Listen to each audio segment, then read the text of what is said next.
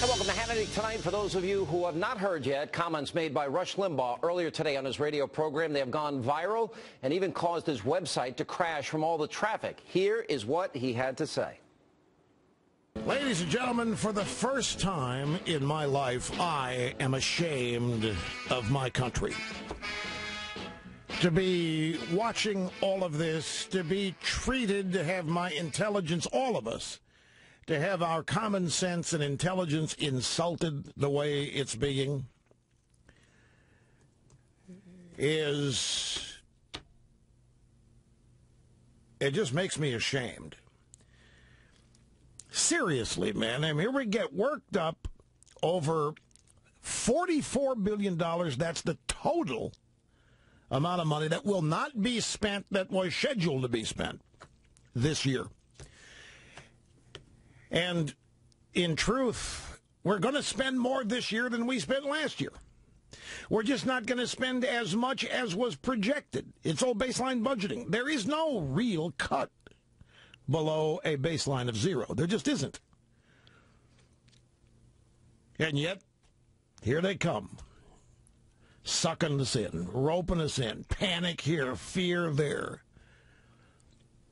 Crisis. Destruction, no meat inspection, no cops, no teachers, no firefighters, no air traffic control. I'm sorry, my days of getting roped into all this are over. We have the media play along with all this. The ruling class, both parties, play along with all this. It's insulting. I don't know how else to describe it. I'm into my 25th year. I can't tell you the number of times this hit me yesterday. I've said the same things over and over for 25 years. That whether the Clinton presidency or the Obama presidency, whether it's a Pelosi speakership or Tom Foley, who was speaker when I started, it's the same stuff. It's the same threats. It's the same arguments over and over. Nothing ever changes. We just keep spending more money, we create more dependency, we get more and more irresponsible, one crisis to the next, all of them manufactured, except for the real crisis, which nobody ever addresses, and that is we can't afford any of this. And joining me now with reaction, Fox News political analyst Juan Williams and the CEO of HermanCain.com, now a Fox News contributor. Welcome to the team. Thank you. 999. Welcome aboard. Still fine. You know, and I know Juan welcomes you as well. I just want to say that to him, Sean. Welcome. Welcome. 999. I love it. Mr. Pizza. Thank you, Juan. Mr. Pizza. All right. I'll take mine with pineapple and, well, all right. But yeah. All right. You know, it's funny because I first saw the headline on Drudge today, and I'm like, all right, what did Rush say? Yes. I want to hear it. Yeah. And I thought about this, and I read his comments in total, and I started thinking myself about what he was saying. Here we live in the greatest country that God gave man. You believe it, Juan believes it, I believe it, Rush believes it. It is embarrassing, Herman, that so many people are suffering needlessly. It's embarrassing with our wealth and all we have that 50 million Americans are on food stamps. 1 in 6 Americans are in poverty. It's embarrassing we import oil when we have more oil than Iran, Iraq, and Saudi Arabia combined. It's embarrassing when the president is a demagogue and goes around the world apologizing for America. These are dumb things. Giving Egypt F-16s. Right. This is embarrassing. Listen to what Rush said. Yeah. It's insulting to continue to insult the intelligence of the American people. We don't have leaders in elected positions. We don't have a leader in the White House. We have a politician that's more concerned about popularity, and he intentionally and deliberately, along with the Democrats, deceived the American people. That's what Rush is saying he's embarrassed about. It is outright deception. Yep. And I don't have a problem with what he said. He also said it's insulting to not believe that most of the American people have some common sense. Look, 51% of the voters elected Barack Obama. 49% of us are not that stupid. That's what he was saying.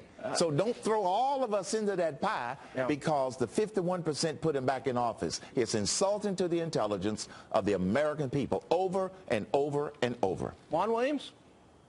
Well, I take a different point of view from my friend Herman Cain. I'm one of these guys, and I thought the two of you were who love America. And, so does Rush. Rush loves America first. So, look, you know Rush what? America makes mistakes. I don't care if you've got a right-wing president, a left-wing president. This is America. This is the land of greatest opportunity. There's nothing to be ashamed about. If you want to blame America first, if you want to be part of that crowd, maybe you want to go to Hollywood and join those celebrities who say they're going to leave the country if their candidate doesn't win the election. And, when I hear from Rush Limbaugh, Limbaugh's always saying, oh, you know what? I hope he fails. Remember when he said that about Obama? I don't hope America fails. No, that's not and I'm not ashamed of America. I did the interview with him when he said it. Excuse me. Well, I mean, it's just nuts. And then, socialism will always fail was his point. I mean, liberals never understand Rush. It frustrates me. All right, Juan, you're so outraged. Now I've got the intellectual honesty test for you. Not once, but twice. We have the tape. Let's listen to what Michelle Obama said about America. Sure. And let me tell you something. For the first time in my adult life, I am proud of my country because it feels like hope is finally making a comeback. For the first time in my adult lifetime, I'm really proud of my country. And not just because Barack has done well, but because I think people are hungry for change. And I have been desperate to see our country moving in that direction and just not feeling so alone in my frustration and disappointment. She's nearly 40 years old, and for the first time in her adult life, she's proud of her country? Rush has always been proud of his country, Juan. Well, not today. Apparently, he's ashamed. I think that's why his computer is blowing up. But I mean, when Michelle Obama said that, I got in trouble because I was critical of her. I said she couldn't pull this Stokely Carmichael thing and hope to be a good first lady. And you'll notice she's pulled back. But that's not the point here tonight. The point is, as we deal with this sequestration issue, Sean, we have to say, how do we get a deal, not start turning on each other and pointing fingers and saying you're ashamed of America. Of the United States of America, Mr. I want to travel $180,000 an hour, that he can't cut, we're going to spend more money this year, as Rush just said, than we spent last year, and yet they're demagoguing this issue, putting fear into the hearts of the American people, and frankly, outright lying, while he's still stealing from our children 46 cents of every dollar that we borrow. What's the lie about losing 1.4 million jobs? That's no lie. That's a reality. That's a lie. One. Oh, gosh. All right, one. For a moment, just listen, okay? I know it's difficult, my brother, but just listen. I am embarrassed that we have an administration that ignores the debt, ignores an economy that's struggling. Remember, it contracted in the last quarter. It is predicted to contract some more in the first and second quarter, ignoring 23 million people who are out of work, ignoring the fact that unemployment rates are going to go up, ignoring $86 trillion in unfunded liabilities. I'm embarrassed about that because the people in office that can do something about it are not doing anything about it. So don't Herman Cain, good point. Herman Cain, you're a successful businessman. Herman Cain, you're a successful businessman. You have just made a bottom line argument that I love, because if you look back at the last quarter of last year, what do you see? The Defense Department pulls spending, and what happens? The GDP, the economy slows down. Now we're approaching a sequester. They're going to pull money, helter-skelter from every sector. What do you think that's going to do to our economy? What's it going to do to our unemployment rate? It's going to go down. It'll hurt America. Juan, you're dead wrong. Those weren't the factors that caused the economy to contract. That's what the economists said, Herman. Those are the wrong economists. Why don't you listen to the 80% that are analyzing all of the factors? That's what they are not doing, Juan. All right, we got to take a break. We're going to come back more with Juan and Herman. And welcome back to Hannity, and we continue still with Juan Williams and Herman Cain. Juan, is there anything that you look at when America doesn't drill for our own oil, when we have more resources than these other countries that hate us? Isn't that embarrassing? Isn't it embarrassing that a country with our wealth has 50 million Americans on food stamps, 1 in 6 Americans in poverty. Isn't that embarrassing that we can't fix that problem? You agree with me? Isn't it embarrassing to give the Egyptian Muslim Brotherhood leader F-16s and we're paying for them and give them tanks? Isn't that dumb? Now, hold on. That's dumb. We have a relationship with Egypt that predates the Muslim Brotherhood taking power. But they're the ones getting the F-16s. Well, okay, but clearly we want influence, and you have to be smart about how you exercise it, and you have to be wise about how you try to, one other question. shape I don't want to the get lost in Egyptian the government. weeds. It's embarrassing when the President of the United States goes and apologizes for America. Isn't that embarrassing? What are you talking about? I'm talking about the apology tour. The day you give me some evidence of an apology tour, I will be the first to agree with you, Sean. I've never seen President Obama do that. Remember that? He did it in Cairo. Herman, you remember? Yep. Wait a second. You just said that we need to live up to our values in terms of reducing poverty in this country. You just admitted you're embarrassed. So you agree with Rush, you agree with me, and you agree with Herman. So Herman. Wait, I'm embarrassed over poverty in our country. I don't think anybody should be poor. I don't think anybody should be denied health care in this country. It's happening because of the President's bad economic policy. Well, I see. He caused all the economic problems. I missed that part. $6 trillion in debt, yeah. Well, I missed that. I see. I think he's a deficit hawk. That's what I think. I understand that you're embarrassed over poverty in America, but remember the war on poverty started under LBJ, and we have lost that war. You want to know why? Listen to me for a moment. We lost the war on poverty because the programs of giveaways do not work without incentives. This is why more people are going on food stamps. This is why more people are going on welfare. They are gaming the system. And this administration went so far as to relax the requirements to receive welfare, and we wonder why the numbers are going through the roof. This is an administration of free stuff in order to create dependency, pure and simple.